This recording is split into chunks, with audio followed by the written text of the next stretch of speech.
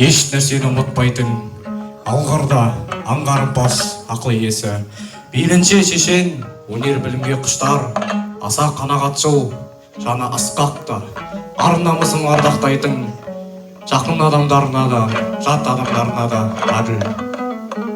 Жұрттың бәріне жақсылық пен ізгілік көрсетіп, жамандық пен жасқану дегенді білмейтін ержүрек, батыл болу керек.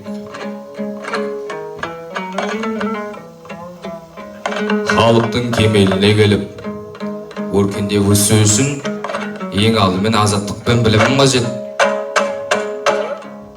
Тек ақиқат білім ғана күдік туғызбайды, ол өмірді бағалауға, тұрмыс құруға үйретеді. Қаңтардың 8 күні менің көптен күткен ісім жүзеге асып, мектеп ашылды.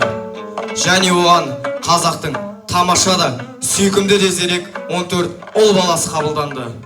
Мен оларды оқытуға, қойға тиген аш қасқырдай кірістім.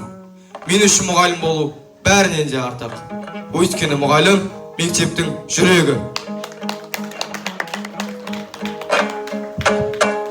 Адамның адамшылығы, ақыл, білім, жақсы ата, жақсы ана, жақсы құрбы, жақсы ұстаздан болады.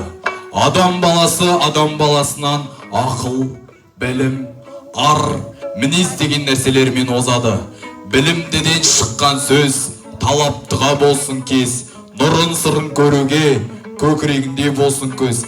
Ақырын жүріп анықпас, еңбегін кетпес далаға, ұстаздық қылған жалықпас, үйретуден балаға.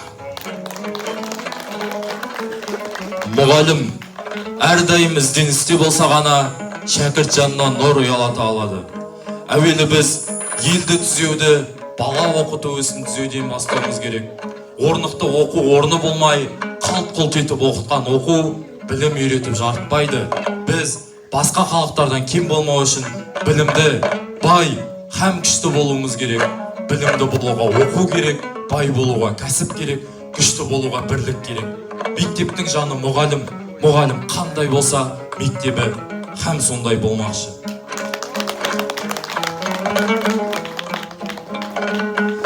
Қазақтың тағдыры келешекте ел болуы мектебінің қандай негізінде құрылуына барып тіреледі. Мектебімізді таза, берік һәм өз жанымызға үйлесетін негізде құра білсек, келешегіміз үшін тайынбай-ақ серттесуге болады.